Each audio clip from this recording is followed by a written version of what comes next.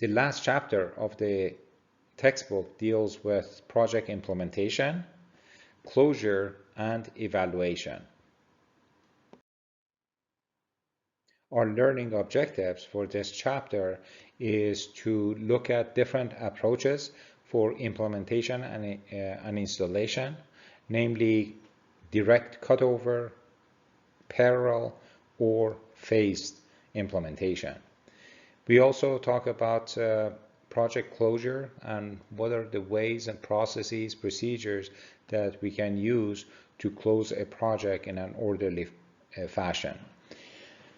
And lastly, we talk about four different ways to evaluate our project and project performance. Those are from the perspective of MOV, that's one way of evaluation, project audit, post-mortem review, and individual performance are the different ways. Project implementation is the step when we install a system that we have built, or we configure a system that we have purchased, and essentially deliver a major part of our deliverable to the organization. To implement a system in either way, if we have developed or purchased it, we have three ways to deal with the change. One is direct cutover, the other way is parallel, or the last one is the phased approach. So let's take a look at each of these approaches and compare and contrast them. In the direct cutover approach, we have the old system operating all the way to the point that we shut that system down and we turn on the new system. So that target date or go live date is just one day that we switch from the old system into the new system. So let's look at some of the pluses and minuses of each approach, like a direct cutover. It may be appropriate when we need a quick delivery and we want to implement the new system very quickly. Especially it may be appropriate if the old system is too old. Maybe it's at its end of the useful life and it has to be replaced as soon as possible. And this may also be appropriate if the system is not mission critical, because the risk associated with direct cutover is pretty high. You don't have much of a safety net. When you switch over to the new system, it would be very hard to then go back to the old system and re-input all the information that the business has put into the system during that period. So it's a major risk for a critical system, but a system that is not as critical, it may be fine. Clearly, because of this risk, it puts a lot of pressure and stress on the project team. In the parallel implementation approach, the old system remain available to users for a period of time after the new system is released. This allows the users to move from the old system to the new system on their timeline versus being forced to cut over on a specific date. This is the approach that many software organizations follow. You notice that versions of Windows, when they're released, there is also an indication that when the older versions are going to be no longer supported by Microsoft. We use the same approach for many of our national programs and US courts. By using this implementation approach, courts then chose their transition date based on their preferences and the workload that they were dealing in their local courts. One of the advantages of parallel implementation approach is that it reduces the risk, because if there are some problems found in the new system, you can stop other parts of the organization to move to the new system and try to resolve the issue at a much smaller scale and minimize the impact to the overall organization. It also serves, this approach serves to keep increasing the confidence in the new version of the software or the new system. This was also a point that we considered when we chose that implementation approach, because some courts were generally more risk takers and they were okay to use the new software, and they knew that they would be dealing with more bugs and so forth, but they liked that to be first to new technologies. And some other courts prefer to be more of a proven technology before they adapt it. In the phased implementation approach, the new system gets implemented in phases, and these phases would be different parts of the organization.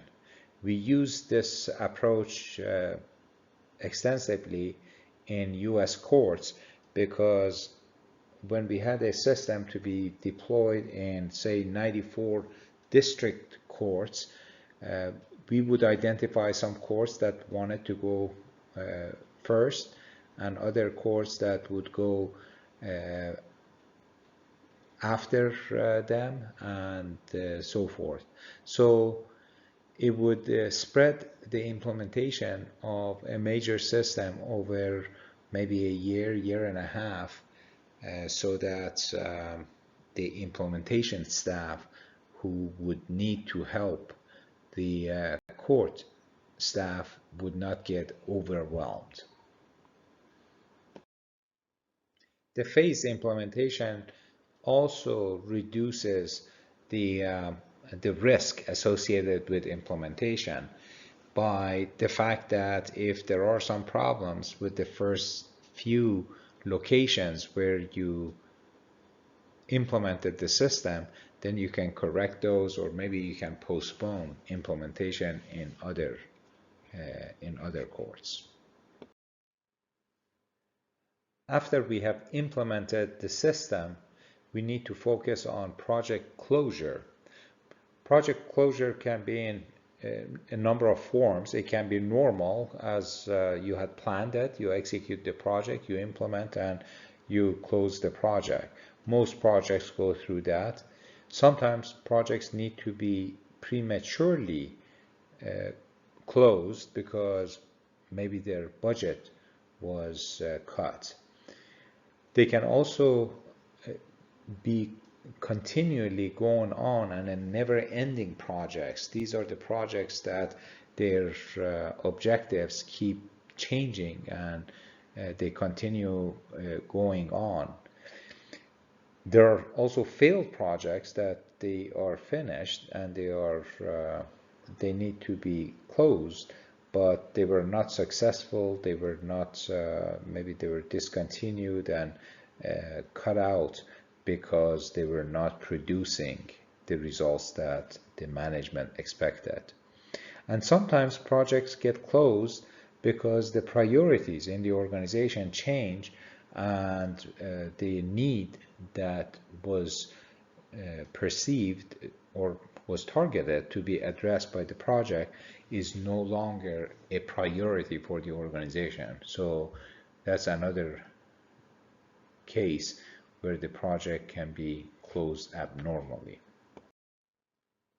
There are several challenges that are facing the project when it gets to the closure stage. Team members are getting concerned about their future job. They want to make sure that they have another job lined up. Some of them actually find other jobs and move on. And there may be a sense of panic for the remaining folks who are on the team again. There may be some bugs that surface and they need to be fixed. Documentation for the project needs to be completed, and because of this situation, some of the deliverables from closure in terms of documentations and the like may take much longer than anticipated.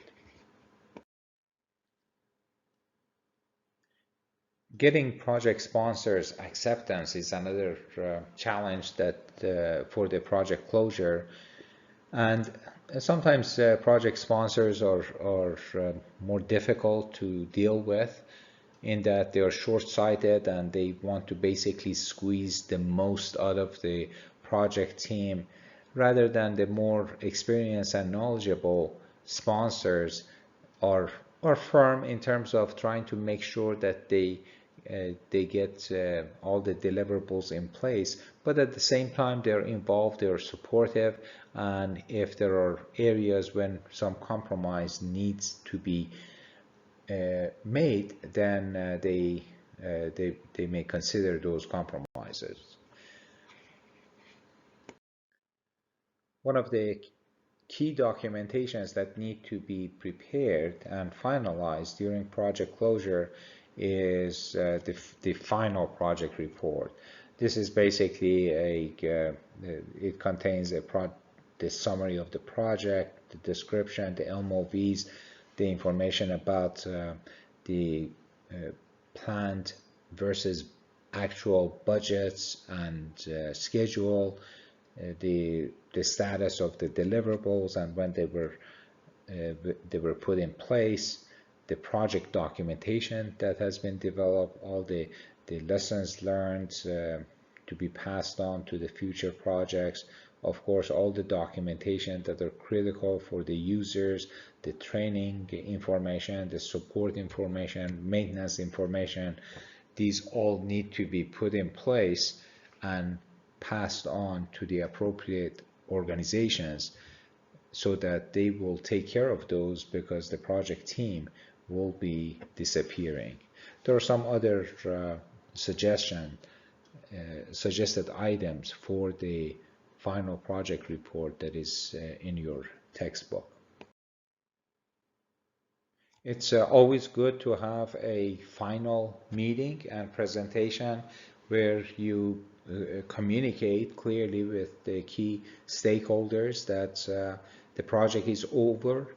You transfer the system to the sponsoring organization, to the support organization.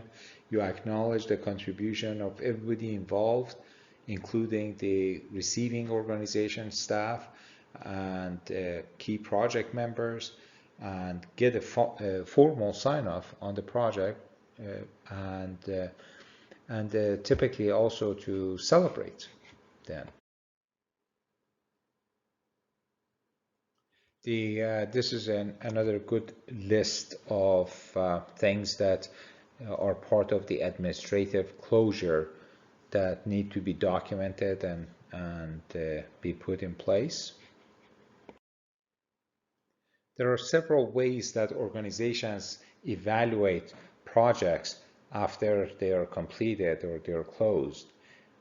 One is called assessment of projects MOV, and that is typically done by the sponsoring organization, the organization that paid for this project. And the questions that they ask and reach the answers for these questions are: did the project achieve its MOV? are the customers, the sponsor, are they happy with the results of the project? How was the project managed? And how did the project team and the project manager perform? What was done right, and what can we learn, and what can be done even better in the next project? Sometimes organizations use project audit to evaluate projects. These audits are done typically by professional consulting firms outside. They're supposed to be respected and subject matter expert, and would be doing a fair assessment from the organization's best interest perspective. And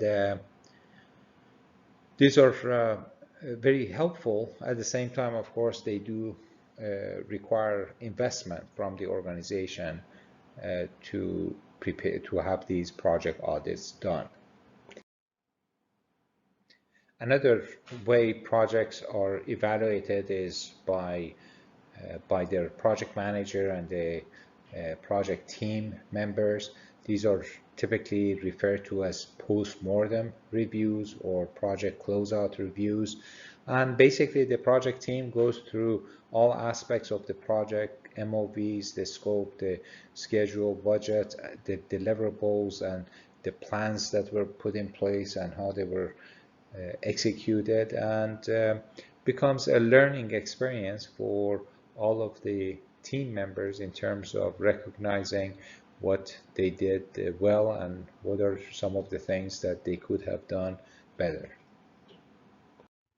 It is very important that the project manager conducts a performance review of every member of the project team and make sure that these reviews are consistent and fair and focus on the performance of the individuals, not behavior of the individuals, and generally they have a positive tone that would help the individual to improve their performance on the future projects that they get involved with. With that, that concludes my lecture on chapter 12, which is the last chapter of the textbook. Thank you for your attention.